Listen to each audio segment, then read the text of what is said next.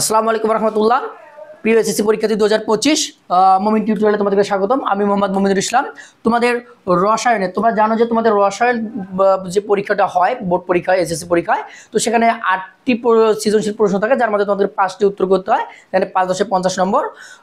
আমরা জানি যে প্রতিটি প্রশ্নে আবার দেখো যে আমাদের 4টি করে প্রশ্ন থাকে।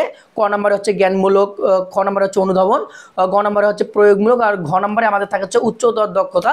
তো আমি আজকে তোমাদের এসএসসি পরীক্ষা 2025-এর রসায়নের জ্ঞানমূলক যে প্রশ্নটা হয়ে থাকে 1 নম্বরের জন্য ক নম্বরে, সেইটার আমি একটা চূড়ান্ত সাজেশন নিয়ে আসছি। আমরা অধ্যায় ভিত্তিক দেখো 12টা অধ্যায়ের আমরা যে গুরুত্বপূর্ণ যে সংজ্ঞাগুলো নিয়ে আমরা সাজিয়েছি আমাদের আজকে এই সাজেশন, যেখান থেকে আমি আশা করি ইনশাআল্লাহ আমাদের শতভাগ কমন থাকবে। তো আমরা দেখি যে আমাদের এখানে দ্বিতীয় অধ্যায়ের জন্য আমরা যেগুলো সিলেক্ট করছি সেটা হচ্ছে ব্যাপন, নিঃসরণ, গলনাঙ্ক, ঊর্ধ্বপতন, পাতন। তৃতীয় অধ্যায়ের জন্য আমরা সিলেক্ট করছি দেখো প্রতীক, ভর সংখ্যা, আইসোটোপ, অরবিট, অরবিটাল। চতুর্থ অধ্যায়ের জন্য আমরা যেগুলো সিলেক্ট করছি পর্যায় সারণী, মেন্ডেলিভের সূত্র, ত্রয়ী সূত্র, অষ্টক সূত্র, আধুনিক সূত্র, ইলেকট্রন আসক্তি, তড়িৎ ঋণাত্মকতা, মুদ্রা ধাতু, হ্যালোজেন, অবস্থান্তরমূল, ভারী ধাতু। পঞ্চম অধ্যায় থেকে আমরা যেগুলো সিলেক্ট করছি দেখো যোজতা ইলেকট্রন, যোজনী, সুপ্ত যোজনী, যৌগমূলক, ক্যাটায়ন, অ্যানায়ন, ধাতব বন্ধন, আয়নিক বন্ধন, মুক্ত জোড় ইলেকট্রন। ষষ্ঠ অধ্যায় থেকে যেটা আমরা সিলেক্ট করছি সেটা হচ্ছে মোল, মোলারিটি, মোলার আয়তন, অ্যানালার, মোলার দ্রবণ, সেমিমোলার দ্রবণ, স্টোকিওমিতি, স্থূল সংকেত।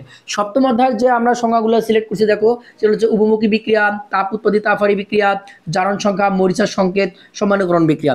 অষ্টম অধ্যায় থেকে যেগুলো আমরা নিয়েছি দেখো ইলেকট্রোপ্লেটিং, গ্যালভানাইজিং, গ্যালভানিক কোষ, নিউক্লিয়ার বিক্রিয়া, নিউক্লিয়ার ফিশন বিক্রিয়া। নবম অধ্যায় থেকে যেগুলো আমরা নিয়েছি দেখো পিএইচ, ক্ষার, কোড, ফিটকেরি সংকেত, খরপানি, অ্যান্টাসিড।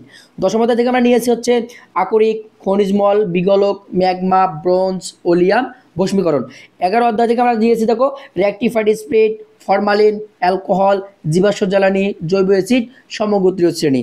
12 অধ্যায় থেকে আমরা নিয়েছি সাবানায়ন, সাবান, ভিনেগার। আর আমাদের প্রথম অধ্যায় যেটা সেখান থেকে আমরা নিয়েছি হচ্ছে ট্রিফয়েল, রসায়ন, সংকর ধাতু। তো আমরা যদি মোটামুটি এই সংজ্ঞা কয়েকটা প্রতিটা অধ্যায়, এই 12টা অধ্যায় থেকে যদি এই সংজ্ঞাগুলো পড়ি ইনশাআল্লাহ আমরা শতভাগ কমন পাবো।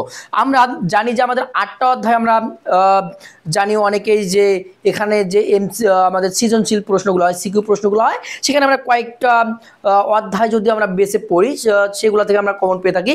কিন্তু আমরা এটাও জানি যে ক নাম্বার এবং খ নাম্বার এই দুই প্রশ্ন কিন্তু আমাদের উদ্দীপক থেকে থাকে না, বাইরে থেকে থাকে। এটার কোনো কিন্তু আমরা অনুশীলন, কোনো যে অনুশীলনী এটা আমরা কি করতে পারি না, আলাদা করে ভাগ করতে পারি না। এটার জন্য সবগুলা অনুশীলনী আমাদের পড়তে হয়, সবগুলা অধ্যায় আমাদেরকে পড়তে হবে, কারণ কোন অধ্যায় থেকে কোন টপিক থেকে সেটা আমরা জানি না।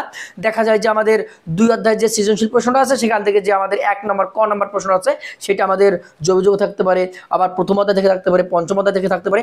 ওই জন্য আমরা কি করতে পারি, আমরা যে প্রথম অধ্যায় থেকে একদম 12 অধ্যায় পর্যন্ত আমরা কিছু ইম্পর্টেন্ট সংজ্ঞা নিয়ে সাজিয়েছি আমাদের ক নাম্বারের জন্য যে জ্ঞানমূলক সাজেশনটা। এটা পড়লে তোমরা ইনশাআল্লাহ ক নাম্বারের জন্য শতভাগ কমন পাবে।